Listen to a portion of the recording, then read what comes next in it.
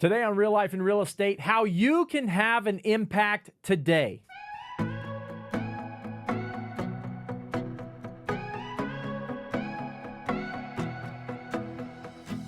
Well, hello and welcome to Real Life and Real Estate. I'm Mark Peebles, here to help you live your best life and achieve ultimate success. And I'm here with my producer, always in the room with me, Natalie Correa. Natalie, did you get it all turned off there? How you doing? I did. It took me a second.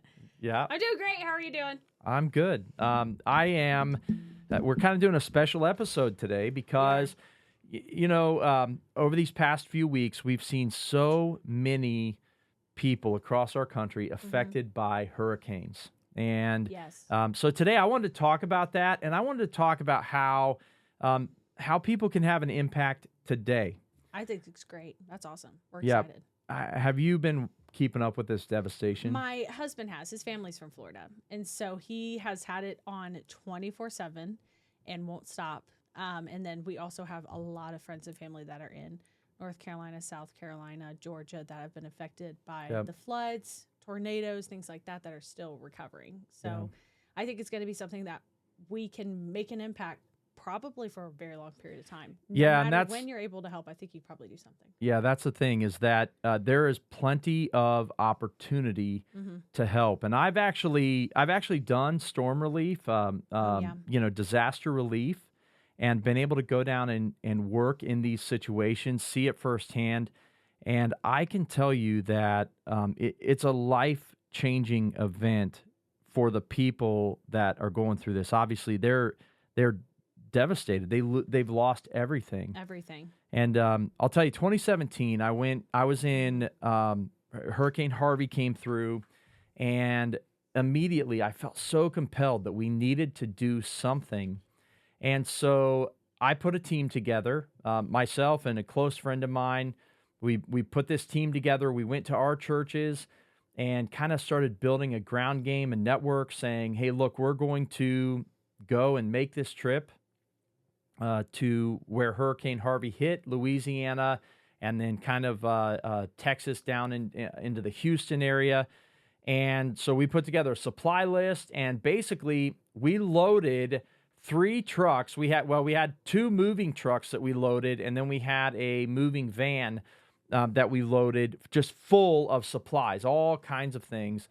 And we took a team with us, and we went down there. Didn't even have a big plan of what we were going to do. Did not have an established ground game there. But what I will tell you is when people heard we were coming, when people caught wind that there was going to be a team coming down, we started getting calls. And so we went down. We started in one small Texas town that had been hit really hard. Went and visited a church there, and they had some resources set up, some distribution set up, so we were able to drop a lot of resources, a lot of supplies there, and then we went out into the community and started serving. So, Natalie, what I'll tell you is that this is the thing that people don't realize. Yeah. When you have floodwaters come into your home like this, here in Ohio where we are, your basements flood, right? Yes. Yeah. When your basement floods, that is groundwater that comes up and floods your basement. It does require cleanup or mold will start growing fast. Yeah. But the difference between that kind of flooding and this hurricane-type flooding is that the floodwaters come in so fast, and it washes stuff out. It washes sometimes feet of mud into your home. That's one of the things people just don't think about, all of the mud that gets washed in.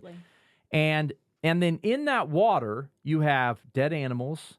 In this case, in North Carolina, you have, unfortunately, they're dead humans. And I say North Carolina. I know there's so much more than North Carolina affected.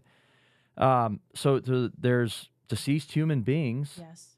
You have petroleum in there, gas, oil, from vehicles, all kinds of chemicals that you can't even imagine.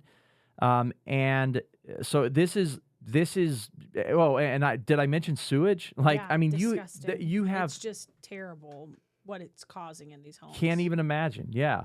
So basically Whereas when my basement floods and a piece of furniture gets wet, you can take it through the proper drying process and reuse it. These are, Yeah, I mean, it's they've been just not. exposed to stuff you cannot do it. And so what happens is these people that their homes have flooded, they lose everything. They have to actually take it and put it at the curb. So when we were in Hurricane Harvey doing the disaster relief there, we literally were taking people's entire lives and putting them out at the curbs, and then we were tearing out all of the drywall in their homes, getting it completely ready so that they could begin to rebuild their life. But they're putting their entire lives out by the curb. I'll tell you, there was a one guy we were helping. We had been helping his neighbors. We got a lot done there, and we moved over to his house to begin helping. And he already had a couple of people in there, and we're looking as we're taking stuff out to the curb and throwing it at the curb. My buddy that I was with looked down. And he saw this flag in a box, and it was one of those triangle flag boxes, and inside of that box was an American flag that had been awarded to this homeowner when he retired from military service. And so John pulled that out and he said, "Hey, is this your flag?" And the guy got tears in his eyes, began to talk about his service in our armed forces. And I believe he was in the Navy, which my buddy was also in the Navy. So they had this real connection. And we said, well, we can't throw this away. This is too important to throw away. So we pulled that flag out. It was one of the most beautiful sights probably of my life, one of the most memorable moments of my life, is we pulled this flag out, we unfolded it properly, and then we hung it up in a tree on the guy's property. And so this beautiful big flag was just hanging from this tree. And I have pictures of that flag. Maybe, I don't know if I can put them into the video. I was literally going to say, I'm going to put those in the video. But you've got this beautiful flag hanging from this tree, and then you see the street lined with the rest of the guy's life. Wow. just strewn all over the place. But that flag, what it really makes me think of when I think back to that moment of seeing that flag waving next to this devastation, the other thing that you saw were Americans that were there helping in his time of need. And what is so cool about America in disaster relief situations like this is that we've got a lot of great, amazing big organizations that have incredible ground game that come in right away. So like Samaritan's Purse comes to mind. And if you make donations to Samaritan's Purse, I have close friends that I love dearly that work for Samaritan's Purse. And when you sow into Samaritan's Purse, when you give to their disaster relief, I can tell you that is a legit donation that is legitimately going to help families that are in need. Then you've got the American Red Cross. You've got all of these large-scale organizations that they are equipped to get supplies in quick. They are equipped to get immediate necessities in. Everybody talks about FEMA and the FEMA response, and they throw it all in the government. Let me tell you, we have organizations that are set up specifically to do this, that are not just providing the resources necessary, but they're providing care for people. Okay, so they go in first. But what happens then is that over the next 2, 3, 4 weeks, those organizations, they start to filter out, and they're not as present. They're still present, but not as present. And now you have people left to sometimes finish tearing out everything out of their life and disposing of everything in their life and having to figure out how to rebuild. And so what I love about America is that Americans respond, and they come and they respond to the call. And I'll tell you, most of the time, no one is calling them saying, will you please, please, please come and help? The way that we are as Americans, a lot of times, and I bet you've thought of this, if you're listening this today, I bet you've thought, man, I wish I could go and do something to help. And so that is what is great about our country. And so we've got this picture, this beautiful American flag. You see the guy's whole life at the curb waiting for the massive trash trucks to come through and the dump trucks to come through and load all of that in. But you've got all of these Americans that have come to say, hey, we're here to just be helping hands and care for people in this time. And so I've seen it firsthand. 2 years ago, when the floods came through eastern Kentucky, we went to Neon, Kentucky with one of my favorite organizations that we have helped support their relief efforts in the past called Shoes for the Shoeless. Chris Horlocker is the founder and director of that organization. And so we were on her team going to a small town Kentucky called Neon, Kentucky, and helping the people there. And we went in like 3 weeks after, and we went with shoes and some clothing and some supplies that they had specifically requested.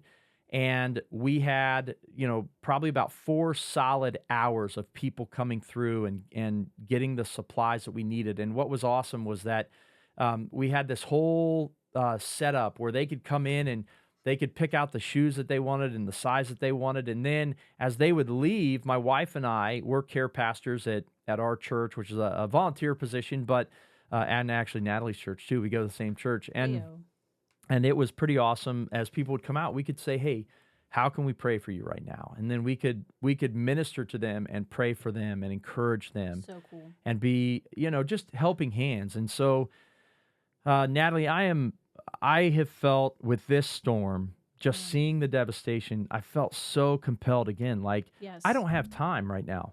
I don't have time to go and do anything. I wish I had more time.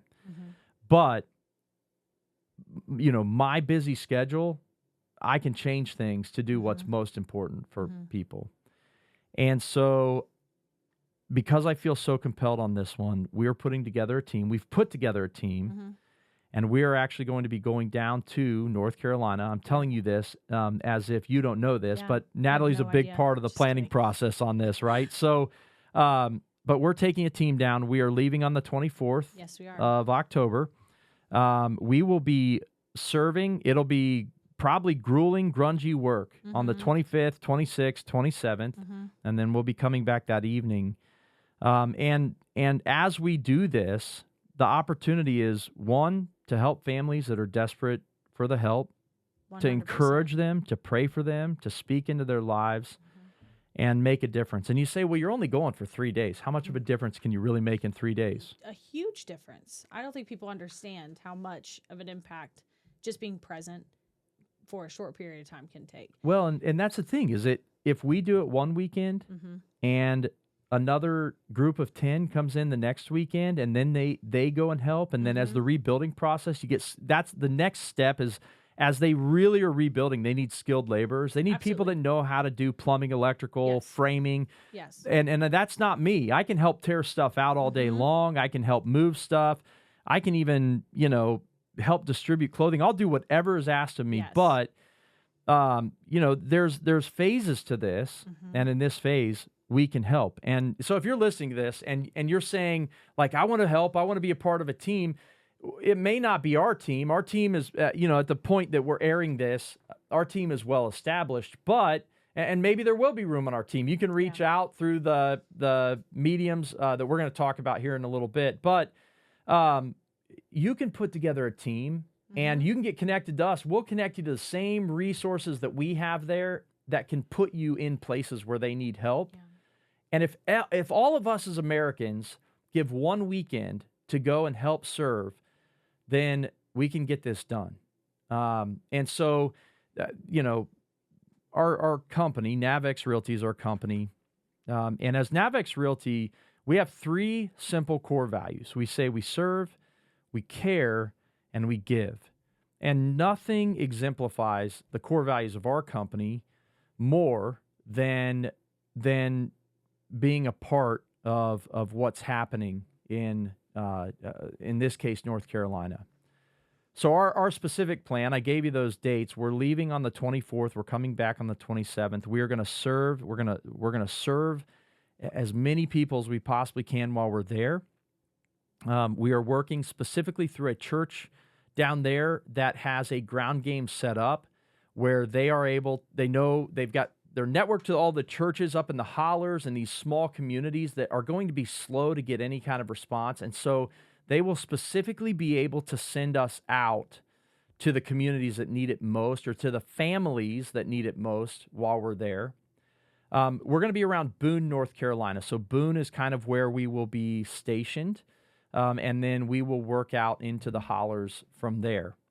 We have been offered a semi truck. This is absolutely incredible to me. But one of our agents, Marianne Daywood, and her husband Bart calls me. He said, I own a trucking company. I want to offer a semi for free, and I'll give you the driver. The only thing is, I just need to turn that truck around and get it back here. So I'm going to need a crew there to get it unloaded, within 24 to 48 hours. I was like, 24 to 48 hours? That's a lot of time. We'll get it done, We're going to have a semi truck that we are going to be able to, take a full truck of supplies and necessities for people. Now, I know a lot of people are probably right now, as I'm talking, saying, well, what do you need for these people? Like, what can we donate today? And what I'm going to tell you is, at the time that we're recording this, we don't have the exact list. As the time gets closer, the needs of the people will change slightly, okay? So in the initial days, it's like food and water, shelter type stuff that they need.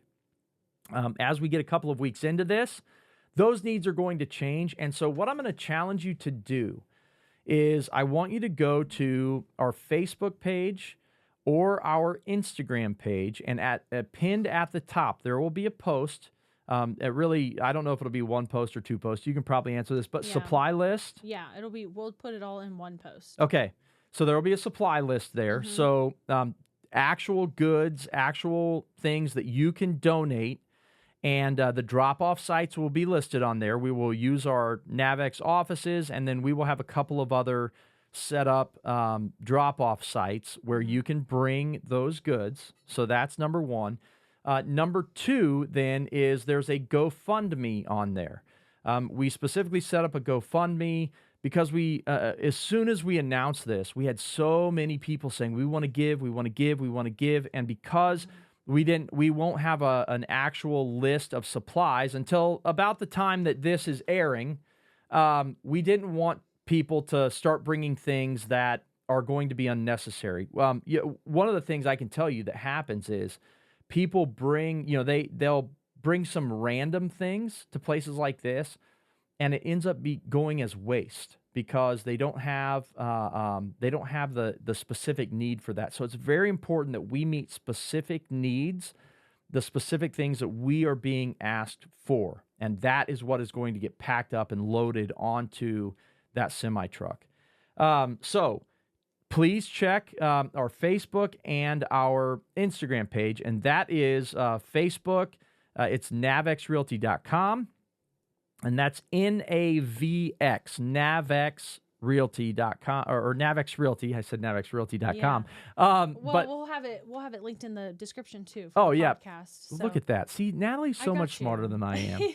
The other thing then is Instagram. So on Instagram, we're at NavX Realty. NavX Realty, yeah. Yep, and you'll be able to find it there. Again, we'll keep this pinned to the top until the day that we leave. And then there will be some other details that we'll post on there. We'll do our updates on those sites. So as much as possible, we'll be posting some video from our time there so that you can actually see the families that we're supporting and that we're working with, see the work that's going on there. We'll make sure that we're posting. And we're asking you to be a part of it. So, again, when you're hearing this, we'll have a donation list so you can donate and drop it at one of those sites. But then you can also make monetary donations. Now, where are the monetary donations going? Those are specifically going to go to buying supplies and resources that are needed. One of the things that they have said is, if they're able to, we may have 3 or 4 or 5 families that we will specifically serve. We'll help them with whatever they might need at the time to help them start to rebuild their lives. And part of that might be we are going to provide clothing for them. It might be that we're going to provide furniture that they need for their house. It might be that we're going to resupply their kitchen. Whatever the case is, we will ask for specific things as the time gets closer, and so continue to check back on that. Then there will be some basic needs for sanitizing, cleaning and sanitizing. Those are going to be in there. Diapers, wipes, those type of things are probably going to be in there.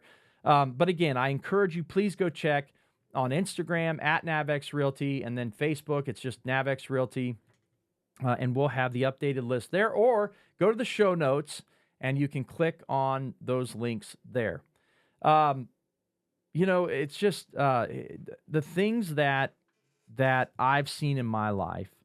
I think the thing, Natalie, that that I remember the most is the stories that I hear out of this. Like the grandmother whose house it's called mucking out a house. So there's a grandmother, we're helping muck out her house.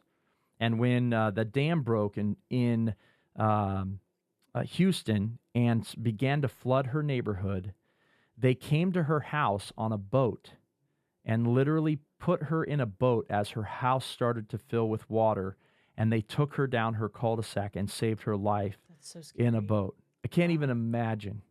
And it was story after story after story like that. Neon, Kentucky, people on their roofs, people in wheelchairs that they had to get up onto a roof so that they wouldn't drown. Like, I just can't imagine being in these situations. When we were in Neon, Kentucky, which that's eastern Kentucky where the massive flooding came through a couple years ago, standing on the street level, you could see the mud line on the building with how high the water got. And I would reach my highest reach. I couldn't even reach it. Wow. And you're 6'7". And I'm 6'7". I've got a 8.5 foot reach up there. Wow. And so That's like insane. Like you can't imagine the devastation that that these people have been through. The lost lives, the devastation, the lost thing.